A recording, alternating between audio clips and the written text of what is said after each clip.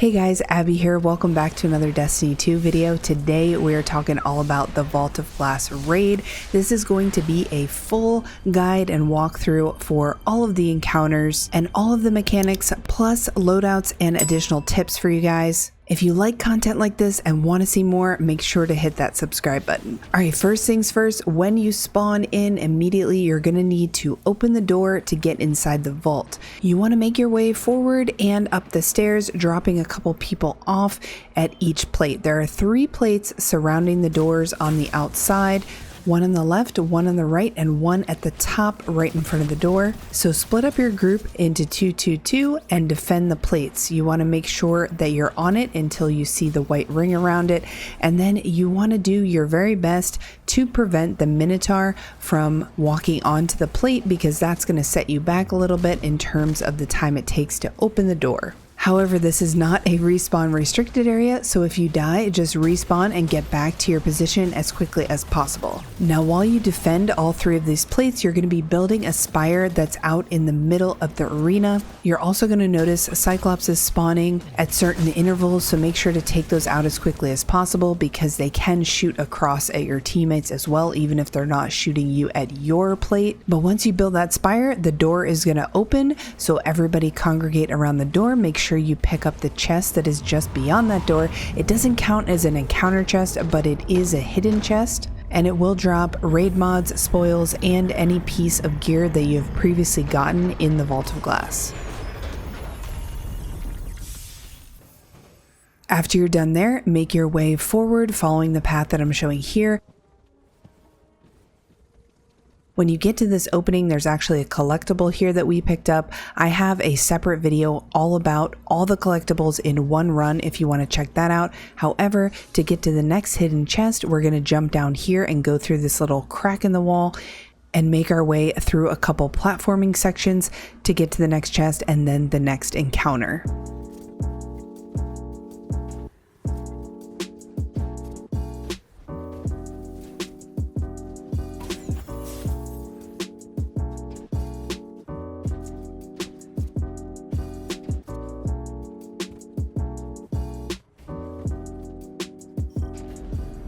Once you get to this platform, you'll see a spot to put your raid banner, and you're going to be here for the next 3 encounters, starting with part 2, the Confluxes. This encounter is pretty straightforward and is just a wave defense. You are going to be defending 3 separate confluxes in different waves, starting with the first one in the back middle of the room, right underneath where you place the raid banner and jump down. The rest of the confluxes will spawn in waves, showing you here with this map I found on Reddit. So split up your team into the 2 different sides and make sure you have coverage. Bring whatever loadout you have that's going to do the most AoE damage. Wither Horde, Warmind cells, stuff like that is great for this encounter. While you're killing everything and defending the complexes, you're going to want to watch out for a couple different enemies. There are going to be wyverns that spawn periodically. If these guys sacrifice on the complex, you will wipe, so make sure you take them out. Use your supers, use whatever you got. You're also going to see overload minotaurs, so make sure you have something to stun the overloads with. The third enemy to be aware of in this encounter is the fanatics. You're going to see Vex fanatics come out of the spawn points. When you kill them, they're going to drop this little circle AoE on the ground. If you stand in this pool or a fanatic blows up on you, you will become marked for negation. If you see that on the left side of your screen, you're going to need to cleanse that debuff off of yourself before the Templar completes the ritual of negation. The way you cleanse yourself is by going to the pool in the middle of the room. It will have a shining light off of it. You jump into that circle and you are cleansed. However, it will go away after the first person steps into it. So if you have multiple people on your team that are marked for negation, all of you need to coordinate jumping into that pool to cleanse at the same time. This will prevent you from dying. However, if you don't make it in time and you do die, you can be rezzed and keep on going with the encounter. However, if too many of you die, then obviously it gets a little bit more difficult after that. So try and kill these guys in their spawn as quickly as possible. You don't want to randomly step in a pool because a fanatic got too far outside of their spawn. We're going to be building upon this fanatic and cleansing idea in the other encounters, and it will be present for all of them in this area. So make sure sure your team knows where to go if they need to be cleansed. And that's it for the Conflux encounter, so grab your loot, place another raid banner, and it's time for part 3, the Oracles. This encounter is a lot like the memory game Simon, where they're going to show you the pattern and then you're going to repeat the pattern back to them. It'll start with 3 oracles, you have to remember, going all the way up to 7 for a total of 5 rounds. This is what the oracle looks like, and there are 7 of them scattered around the map. Here are the locations of all of them using a map from the Raid Secrets subreddit, which also has a great written guide that I'll put a link down in the description below. But what you want to do for this encounter is assign members of your fire team to each of the oracles. Now there are some oracles, like the bottom left 2, that one person can see both of them. And so you could have 4 people assigned to 7 oracles and then 2 roaming people for ad clear, or you can assign each person to 1 oracle, 1 person to 2 oracles, however you want to do it. We like to name these oracles from the back of the room, so you've got L1, L2, and L3 going up the left side, R1, R2, and R3 going up the right side, and then middle oracle is in the middle back of the room. It's nice to have set names for these oracles in case you can't get to the one that you need to get to and you need to call out for somebody in your fire team to get to it. However, what we do is everyone pretty much has their own assigned oracle, and they pay attention when they start hearing the tones come out. They pay attention to see if theirs pops up. If it does, make a mental note of where in the list of oracles it is. So if there are 3 tones, you hear 2 tones and then you see your oracle pop up on the 3rd tone, you know that you'll be shooting your oracle 3rd. And then when shooting the oracles, after the oracles are shown to you twice, then they're going to show up again, and that is when you're going to destroy the oracles. So the first person would call out 1 when they shoot their oracle, the second person would call out 2, and then if yours is number 3, you would call out 3 after you complete shooting yours. If someone doesn't or can't say anything, you can also see in the bottom left when someone destroys an oracle. So if you know you're a certain place in line and you've seen that many oracles destroyed on the left hand side, you can go ahead and shoot yours. If your oracle doesn't pop up in that round, make sure you are killing ads, because there are a lot of ads that spawn and it can be very irritating if somebody is trying to shoot an oracle while getting pelted with all sorts of stuff. There are also going to be sniper hobgoblins out on the platforms outside of the arena that are going to try and beam you from there, so make sure to take them out as well. Xenophage is amazing for this encounter. I would highly recommend going out, picking up Xenophage if you don't have it already, and using it for the oracles. They will one-shot the oracles and they will one-shot the hobgoblins. If you don't shoot the oracles fast enough, or if you shoot them out of order, you will become marked by the oracle. Your entire team will become marked, and you need to go cleanse yourself before the Templar does the ritual of negation. So if this happens, make sure you book it to the middle and everybody does a countdown, and then you jump in the pool so that everybody can get cleansed. After that, you'll have to repeat that round of oracles to move on to the next round. Also, if you're using Warmind cells, make sure you do not destroy any when the oracles are up and ready to be damaged, because it will take out the oracles. But that's pretty much it for this encounter. You just need to be on your toes and ready to look for your particular oracle or oracles and know where they are in the sequence. Alright, now we're on to the 3rd and final encounter in this room, the Templar. This is going to be all about boss DPS, but before we get to that, let's talk about 3 new mechanics introduced in this encounter. Number 1, the Relic. This is what the Relic looks like. One member of your team is going to be assigned to Relic duty. You can use your melee button for a light attack, your fire button for kind of an overhead slam attack. You can also hold your block button in order to cleanse your teammates and also block additional damage, but we won't be using that as much during this encounter. And your super button when the Relic super is charged to break the Templar's shield. The next mechanic is these circles here on the ground. This is where the Templar will teleport to next. If you stand in those circles, you will cancel the teleport, allowing your team to do additional damage and also spawn a lot more adds. The third mechanic is this detainment bubble that you can see right here. One person will be chosen randomly to be detained and the rest of your team needs to shoot them out of it. Now let's put everything together for the full encounter. The relic holder picks up the relic, which starts the encounter. While the relic holder runs around and gets kills, you're going to hear that familiar oracle sound. There are going to be 3 oracles you need to shoot so that your team does not get marked for negation. So make sure to spread out and keep an eye on those oracle spots that you kept an eye on in the previous encounter.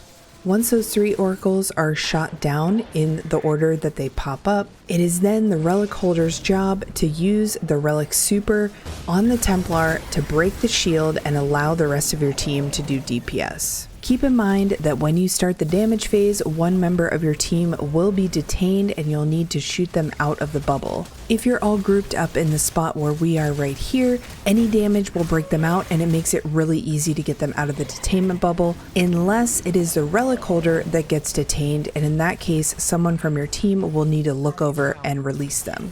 Because the relic holder has a very important job during the damage phase, they need to keep an eye out for those teleport spots and stand in them to extend the damage phase for your team. The teleport circles can show up in the back left, back right, middle of the map, or on the left and right platforms. Anyone can stop the Templar from teleporting as long as they're in this circle. However, we usually give it to the relic holder since they can use block to reduce incoming damage. If you don't get there in time and the Templar teleports, it's time to shoot oracles again. So wait for those sounds, shoot the oracles in the order in which they appear, and wait for the relic holder to get their super back in order to take the shield off the Templar again. And then you're back to doing damage. So it's really up to your team if you want to stop the teleport or not. It's a way to speed up the encounter by doing more damage at once, but it's not necessary for the encounter. Now for loadouts. If you plan on stopping the Templar's teleport and you want to do as much damage as possible, then you're going to want to go with slug shotguns,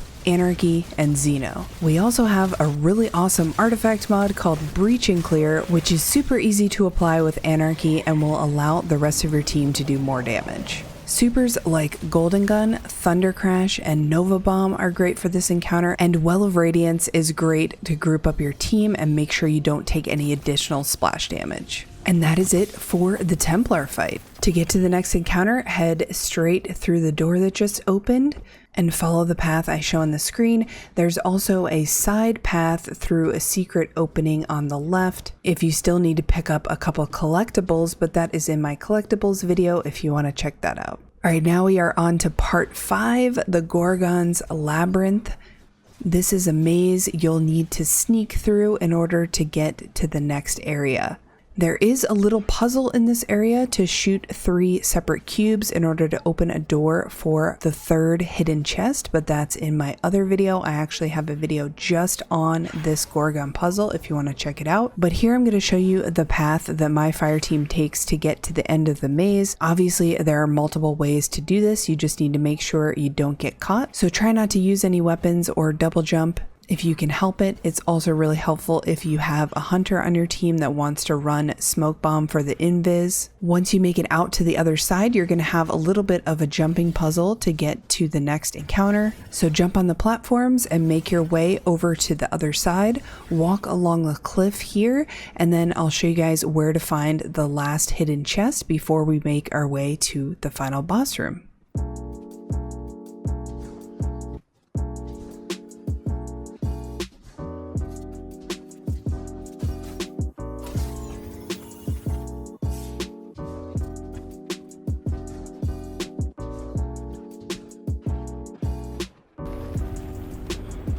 So now you have arrived in the final boss room. This will be where you'll spend the rest of the time in the Vault of Glass. There are going to be 2 encounters in this boss room. First up is part 6, the Gatekeepers. This encounter can seem a little confusing at first, but it's actually pretty simple, and it reminds me a lot of the Baths encounter in Leviathan if you ever ran that raid. But basically 4 members of your fire team are going to be running a relay race of sorts, and the other 2 will be in charge of opening the portals and defending the plates on the outside. Start the encounter by killing all the adds on the outside and locating the Gatekeeper in the middle of the map. He teleports around, but once you kill him, he will drop a relic for the first member of that 4-person relay squad to pick up. Once the Gatekeeper dies, those 2 team members in charge of opening the portals will go to their respective plates and open up both portals. If you're on plate duty, make sure you have overload rounds, as there are overload minotaurs that are going to try to take control of your plate. Now let's go over the portals. This is important for callouts for your team. We've got the left portal, which is also sometimes called Mars and also sometimes called Red. And then we've got the right portal, which is also called Venus or Green. 2 members of the portal team that are not holding the relic will then enter the portals and defend the confluxes. For this encounter, you want to use your best ad clearing setup. You're only going to be fighting adds, some of them a little tanky like wyverns or overload minotaurs, but that is pretty much it for this encounter. So you don't need to hold on to your super or anything like that. After the first wave of adds in the portal, you're going to either see a wyvern spawn or a shielded minotaur named Praetorian. This is where you need to call out to your team where the Praetorian spawned. So you would either say left Mars or right Venus. Once the initial relic holder hears that call out, they're going to enter that portal, use the relic to de-shield the minotaur, kill it, and then pass the relic to your teammate who is in that portal. The second relic holder will then exit the portal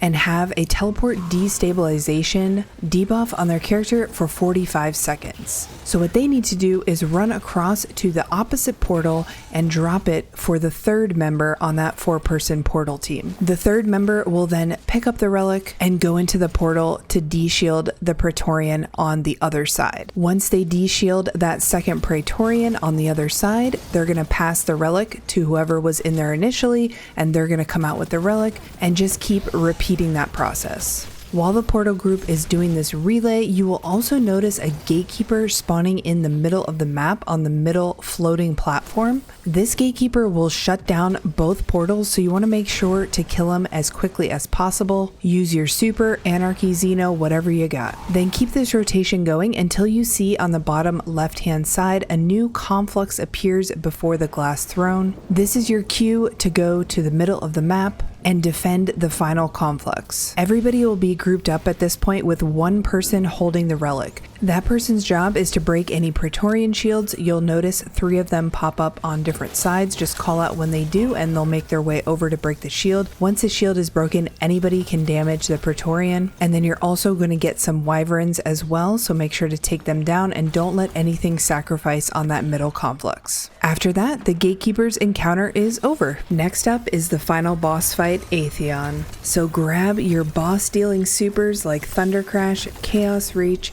your Well of Radiance, your Titan Bubble, your Xenophage, Anarchy, Slug Shotguns, Snipers, whatever you got, and let's get into it. The Atheon boss fight is going to combine a lot of different mechanics that we've seen from previous encounters all into one big package, and you can't really assign too many parts to people because it's random who gets pulled into the portals. So pay attention to all the different roles in case you need to jump in and help out. When the encounter starts, Atheon's gonna come down from the top of the stairs, but you don't need to worry about damaging him yet. Right now, you just wanna kill the harpies that are spawning on either side. A good tip for the flying harpies is to leave one alive on either side and then they won't respawn. If you kill all of them, you're just gonna get another group of harpies in the sky beaming down their purple rays at you, and it gets really annoying. After a little bit of time, Atheon is going to choose 3 random guardians to teleport into one of the portals, either left side or right side. If you're one of the 3 guardians that got teleported, you want to immediately call out which portal you got sent to. This tells the outside team which plate they need to stand on to open the portal to bring you back. Okay, outside team, you can open the portal that they're in by standing on the plate outside of it, but be careful of rushing supplicants that will blow up when they get near you. You can also stand on the column inside the plate and avoid the supplicants completely, but the second person that's on the outside that's not doing oracle callouts should help you clear out some of the ads as well. Once the ring is white, you can then get off of it. You don't have to worry about standing there the whole time, but you want to clear out most of the ads so that when they come back from the portal, they don't have to worry about getting blown up by supplicants. Shortly after one team gets teleported and you start opening the portal on the outside, you're going to hear oracles start to spawn. One of the people on the outside team that is not opening the portal needs to be on these callouts immediately. The oracles will play twice, so if you miss it the first time, there's a little leeway there, but what you want to do is get up to this position right here. It's going to give you the best vantage point over all of the oracles. For the 3 guardians that got teleported, you each have a job. One person will need to pick up the relic immediately when you get teleported in. This person is in charge of stripping the Praetorians' shields when they spawn. There are 2 of them, and then also to cleanse all of you so that your screen doesn't go dark. You will be marked by the void while you're in that portal for the duration of it, and so the relic person needs to cleanse everybody periodically to make sure that you don't go blind. Now, while the relic person is doing that, the other 2 people in the portal are responsible for oracles and the rest of the ads. If you're running Xenophage, that will one-shot the oracles, so you could have one person be in charge of all 3 oracles. If you don't have that, then you'll need to team shot the oracles to destroy them before you run out of time. Speaking of oracles, what we do when we first enter the portal is kill the ads, make our way to that floating block in the center. This is a mirror image of the floating block in the original room. So we get on there and turn around to orient ourselves the same way as the people that are outside of the portal. This is to make it easier for both teams to understand where the oracles are in relation to one another. And because both teams are standing in a similar position, they'll be able to see the oracles in the same pattern. So the callouts that we use are left close, middle close, right close, left far, middle far, and right far. But this mechanic really just takes time getting used to where the oracles are in each of the areas. In my opinion, this is by far the hardest part of the encounter, just getting the oracle callouts correct. So whatever works for your team is what you should go with, and how to recognize them quickly. So once the oracle caller calls them out on the outside, the inside player would shoot those oracles in the order in which they were called out. And you need to do 3 sets of oracles while you're in that portal before you can come out for damage phase. It's also important for the relic holder to make sure and cleanse the other 2 players and themselves before and after you exit the portal. As long as you're grouped up here, it shouldn't be an issue, but if you still need to be cleansed, go to where your team is going to do damage from and cleanse there. Congratulations, it's now time to damage Atheon. So group up with your team either on the stairs on the other side of the portal, or you can also jump to that middle platform to avoid any supplicants. Either way, you always want to have a Well of Radiance or someone with the relic blocking the entire time to shield you from incoming splash damage from Atheon. If you have Well of Radiance, you can drop the relic and pop your super, shoot some damage to Atheon, but make sure to pick it back up before the relic timer runs out. You have about 28 seconds to damage Atheon, so if you're on the outside team and you don't have to come back through the portal, you can start damaging early. Make sure to get that breach in clear or whatever debuff you have and group up with the rest of your team. Around 15 seconds into Time's Vengeance, someone may get detained. You'll see Atheon lift up his arm and you'll hear a distinct noise. There'll also be text on the left side of your screen that says imminent detain, and there's a 5-second timer. This is the one thing that can screw up your entire damage phase, so make sure you look to the left side of your screen. If you see imminent detain, you have 5 seconds to get away from your group. If you're doing damage from the middle platform, you want to jump forward into a little nook up front. If you're doing damage in front of the portal, you're going to want to step back. Make sure you don't go through the portal, so step back into the side and separate from your team, because you are going to be in a detainment bubble similar to the one that we saw in the temple Templar encounter. Someone will need to break you out of that before you can continue doing damage to Atheon. Then when Time's Vengeance reaches 0, you won't be able to damage Atheon anymore. Damage phase 1 is complete, and it's time to wait for 3 random guardians to be teleported back in to start the cycle all over again.